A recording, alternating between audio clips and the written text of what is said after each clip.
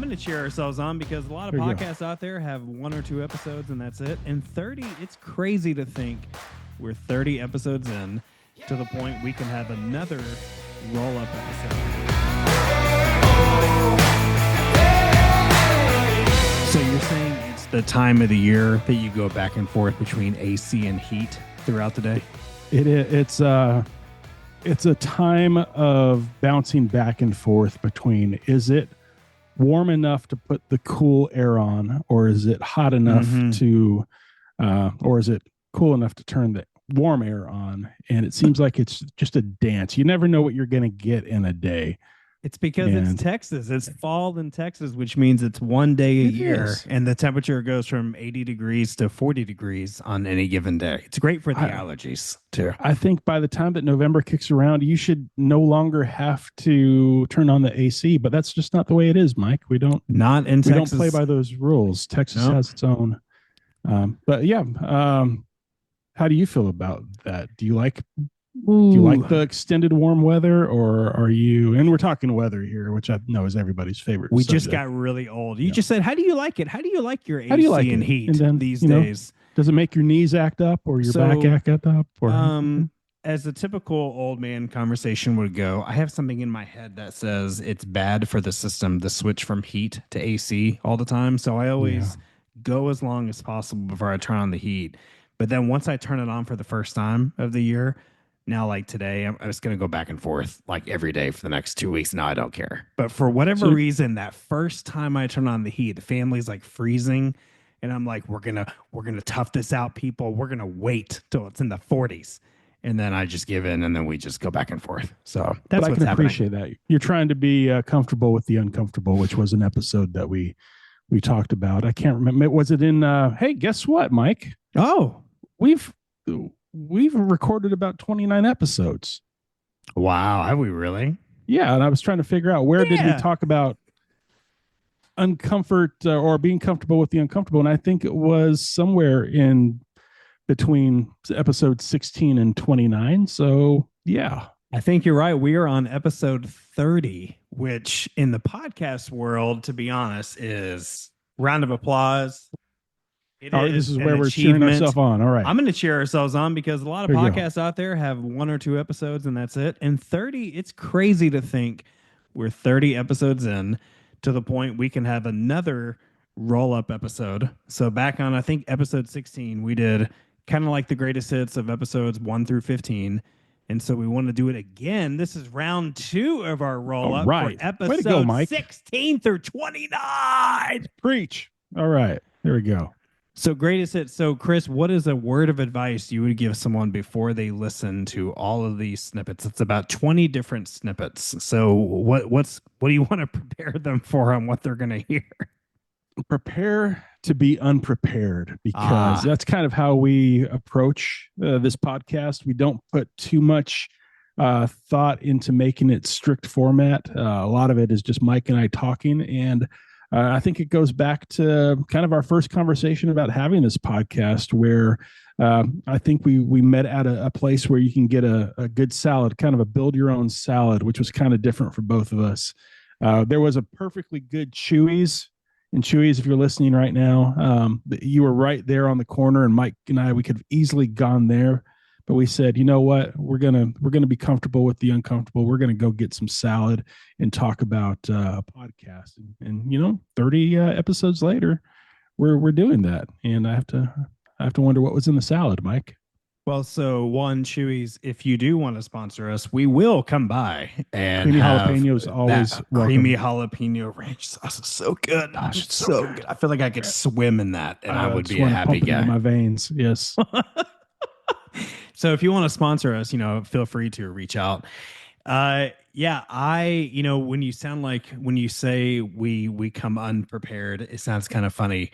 But I think we've talked about it by now. I mean, the whole goal was we can't script it. Like, real life is not, hey, Chris, here's your line, and Mike, here's my line. Like, that's just weird. So we talk a little bit about maybe something we could talk about or something going on in our lives, and then we just hit record because we want it to be like we're all sitting down and basically having a cup of coffee together, and we're talking about real life. because we haven't arrived. We haven't made it yet. And really most of this is just one day at a time. So what's an action step we can take? How can we be encouraged each day to move forward? So we'll be back on the backside of these snippets, but check these out. These are episodes 16 through 29. Enjoy. Just as God extends grace to us, that's what we're to do. We're to approach them with humility, knowing that He's seen our own shortcomings and our own potential to be difficult people. And He still has reached out to us to give us a new life, to be able to walk in this salvation with Him. And so therefore we've received a huge gift, being imperfect. And so we're to also treat those, whether they're believers or not. Mm-hmm. There's imperfection there. Mm-hmm. But we're to have actions and attitudes toward them that demonstrate grace, that demonstrate who God is, not who we are. So why are we not good listeners? I think we want to take action. I think we want to jump into a solution. And I think, at least I'll speak from my experience, I just want my wife not to have to worry about something. And so it's actually good intention. Like I think it's good intention. Mm-hmm. It's not necessarily to put her down or to say you can't do this or you can't handle it. It's I want to help. I want to help you arrive at a solution. Yeah, and that's not what she's always looking for. Or in fact, I don't think that she's looking for that at all. Yeah, I think she's looking for me to listen and to confirm that her feelings about it are valid, and then she's going to have a solution, and I'll be there in support. People are so overwhelmed with the problems in their life that an eternal solution makes no sense because they can't get past today. And I think the biggest thing we have to do is be aware. Don't come in with an agenda and only live by that agenda. You have to understand, where are they at? Where does God have them right now? And how can I best meet them in that position? It's not my agenda anymore. It's His agenda. Yeah. And I think you see this where it says Jesus saw the crowd and had compassion on them, right? He was moved based on who they were, where they were, because they didn't have a shepherd, right? There's something about that. He took weight of the situation and the individuals there, in each of their positions, He was sympathetic to. And I think as Christians, we're called to be that person of empathy and sympathy and meet them where they are. If it's a failure to ask for help, that means you can never make a mistake. Like, you can never fail at anything. Right. So that means if you do, you fundamentally have failed at life, like it's over. So I'm pretty sure anyone who's here knows, okay, that can't be reality. That can't be true because I've messed up. I've made mistakes. If I'm honest with myself, of course I've needed help at times. So let's just get out of the way. I just vote for it. Let's take a vote. I'm going to raise my hand and take a vote. Let's push out of the way the thought of it's wrong to ask for help. I think we can throw that in the trash. I'm going to vote with you. That's impossible. Put it in the trash. Okay. We're there. So officially, we're throwing away in the trash that it is wrong to ask for help. Oh. Let's start there. In a lot of ways, what we as people need is connection to each other, and what we as a society, whether you're talking about our national culture or global culture, is a level of connection that mobilizes everyone to the point that we can accomplish more. Yeah. The individual is not nearly as capable as the collective. Yep. So for me, it's a matter of bringing those people together and advancing all of us in a way that benefits all of us. I believe that we Google the things we really have questions about and want answers on. We may never ask a human being, but at the end of the day, we'll grab our phone and we're going to Google it. And the questions that are really on our hearts in private, I think most people search that online. Yeah. So I think, SEO or looking at search history, I think that's a big deal. If you're trying to really see like what's going on in the hearts and minds of people. I think the online presence is like the new marketplace, so to speak. So I'm just passionate about reaching people where they're at, and they're typically on their device. So I want to reach them on their device, or at least have the opportunity to. Making your way in the world today takes everything you've got. Taking a break from all your worries sure would help a lot. Wouldn't you like to get away? You know, sometimes you just want to go where everybody knows your name. And they're always glad. And they're always glad you came. Because you want to be, you want to go where people know. People are all the same. You want to go where everybody knows who you are. What a great picture of Jesus serving his disciples and meeting them where they're at. Yeah. You know, whenever they're going through struggles, he's getting on their level, and he's trying to be as much of a friend as he can while telling the truth, while being God, while doing everything that we know Jesus to be. I think that's a great example to follow. Yeah. It's the best example to follow. Yeah. How would Jesus approach this friendship? Certainly vulnerable, certainly truthful, certainly seeking out that person. I think there's just a lot that we can learn from our Lord and Savior about how we approach that, and it never gets selfish in that end. And then I think it creates stronger friendships as a result of that. I guess you're just emptying yourself and out serving one another. I'm here to serve, and you trust that I guess you get refilled from the Lord. To give someone latitude is to remove obstacles and give them freedom. So that's part of the reason our company is called that. That's the purpose of it, is to give them a sense of freedom and opportunity. And we do it because everyone is made in the image of God, and everyone has the ability to be creative as he is creative. And so restoring somebody in a relationship with God through the ability to make something and to be sufficient, provide for your family, is important. And to have a deeper spiritual conversation with someone when they don't know how to feed their kids is almost impossible. So if you want to get to a point of having a deeper spiritual conversation, they need to feel safe. And sometimes to do that, they need income and the ability to feed their family. So that they're not constantly stressed on just the basics. So in many areas, that's the first point of building a relationship. The other part of this is that when you start to employ someone and work with them daily, they get to see the gospel in human form as you are gentle, kind, patient. This is how Jesus says to treat people. This is what we're doing. This is how we saw him treat people. Certainly things in our Christian life there that don't belong, that could get in there and upset the foundation, right? Well, yeah, that makes me think, what am I taking in?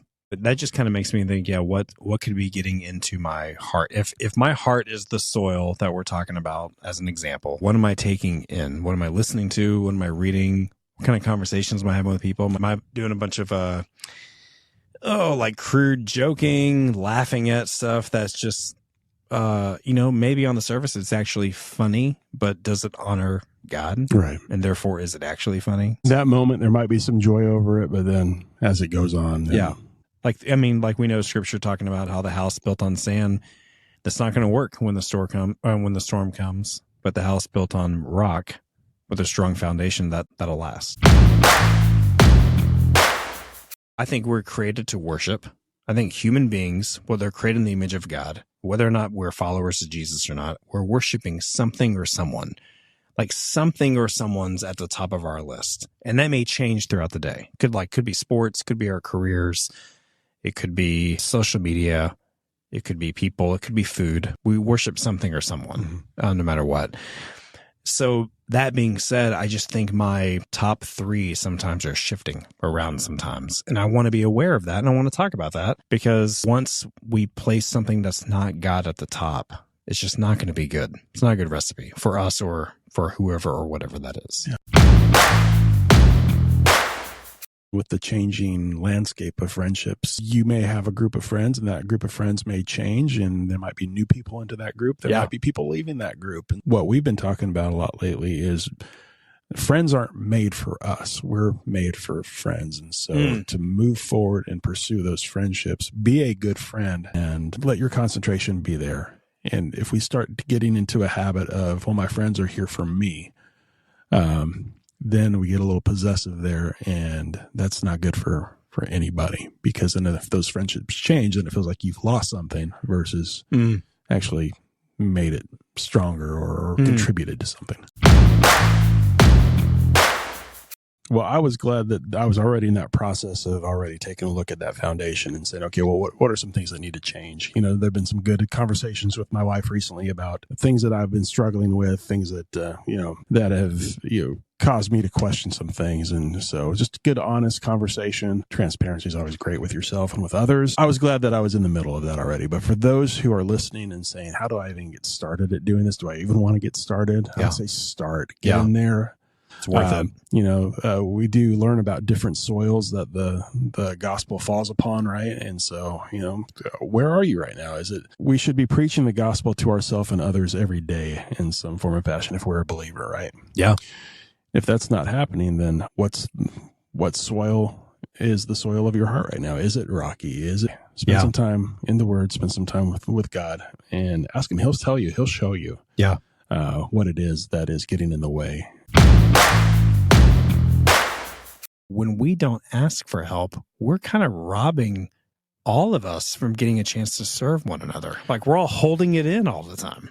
We are. And I think you hit on something really good there too, is that we are gifted in different ways, and that, not everybody, and I believe you said this here on the podcast before, not everybody's the arm, not everybody's the head, not everybody's the leg. So, all these things work together and are interdependent on each other. And so you're right. If we're not asking, then we're in some ways are keeping people from actually exercising their gifts in our life, which maybe God's design the whole time is that we're supposed to ask and let them come in and build community between each other and friendship and all those good things that come from, serving each other. The way the human brain is structured, you're going to process everything emotionally first and then sort it into buckets. And we sort it into buckets for reaction by comparing it to experience. We're narrative creatures. We want to build a sense of understanding and a coherent worldview from the things that we have seen and experienced and the data that we've collected, which is why sometimes, even if the numbers say one thing, it's hard to convince someone who's experienced differently that thing is true because it flies in the face of what they've been through. So narrative is an essential part of the human experience, and it's very important for us as we develop to be telling stories that bring people together, stories that promote healing, stories that identify and elevate the positive aspects of humanity and creation. He said, let me paint a picture for you. He's like, there's going to be a day you guys are going to have an argument or a disagreement. It's two sinful people coming together. You're going to have a moment where you're going to be sitting in another room and you're going to think, well, I'm not going first to like initiate reconciliation or peace, or if we had a fight, like someone needs to say something next. And he said, you're going to sit there and you're going to go, I'm not going to do it. I'm not going to do it. Like she can come to me or she can say something or just, I'm not, it's her turn. And he's like, even if she is 1000% in the wrong, factually something happened and she's wrong. He said, it's on you every single time to take the first step. It's like, you're the spiritual leader in the home. It doesn't mean she doesn't have spiritual leadership. You're the role of Jesus to the church, Jesus laying down his life for the bride, clearly sacrificing everything. So it's on you 100% of the time to take the first step. Why do we think it's so hard for us to just rest, like to take a break? I mean, I'm not talking about being lazy. I mean, there's obviously those of us out there that can rest too much. I'm not talking about laying on the couch, eating a block of cheese, playing video games all day. That's not what we're supposed to be doing. That's dumb. But just in general, like why do we think it's so hard for us to rest? I feel like it's like an epidemic. I think our culture rewards busyness. I think that, there is a strong push to get ahead, and getting ahead means putting time towards things. And those things are usually activity, and usually it revolves around money, sports, activities, things like that.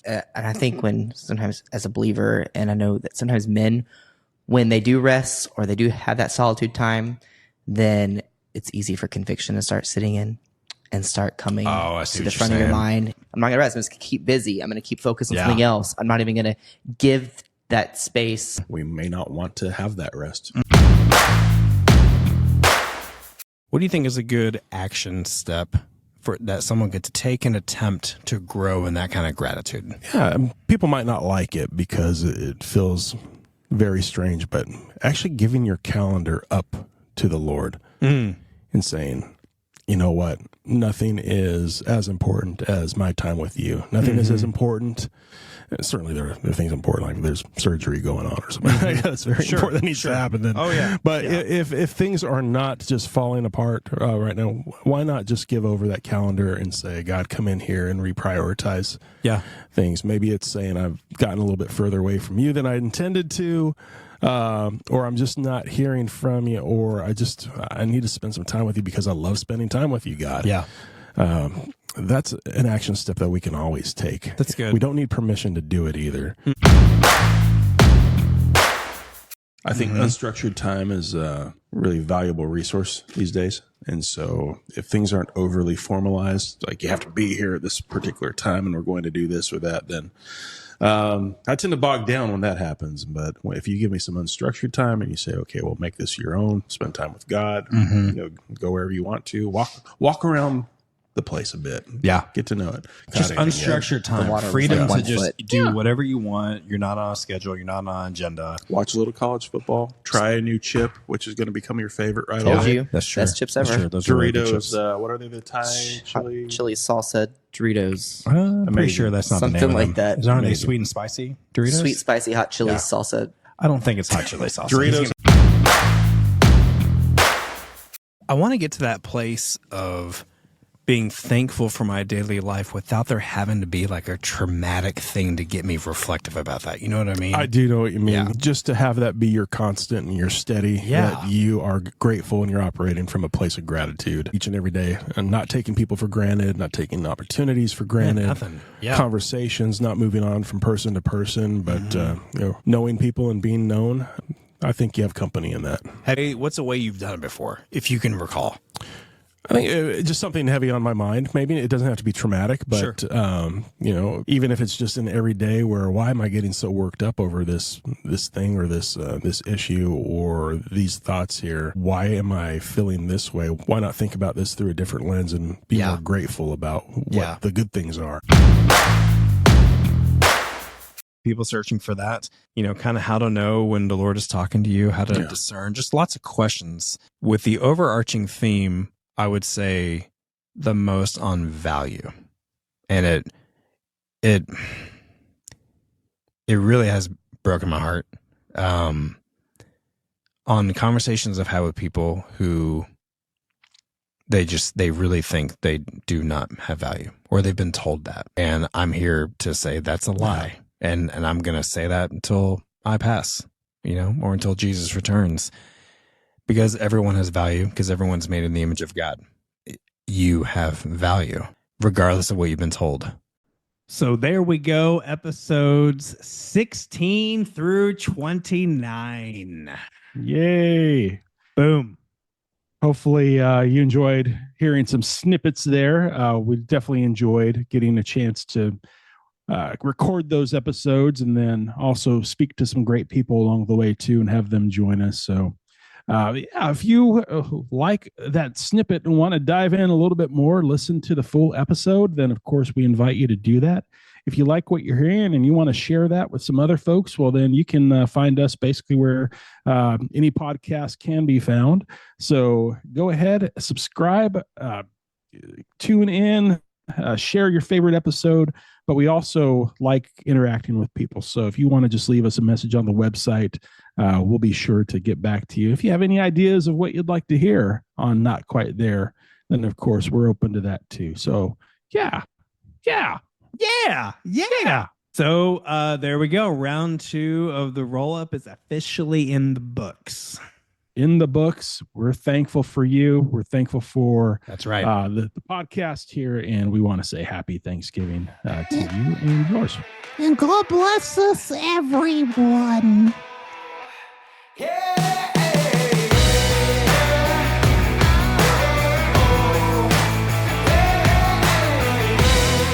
Thanks so much for joining us. Please consider rating and reviewing our podcast and hitting subscribe on whichever platform you prefer.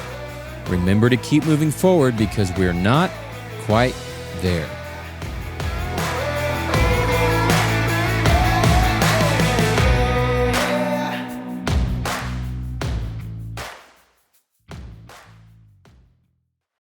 Most of the time, we consider the furniture in our homes to be functional and complementary of the room. But what if your furniture also told a story? I'm Mark Latham, Executive Director of Latitudes in Southlake, where you'll find just that, stories. They're told through our furniture, home decor, and other artisan-made products, all supporting employment projects around the world. At Latitudes, it's more than a product. It's a beautiful story. For details and directions, visit latitudestx.com. That's latitudestx.com.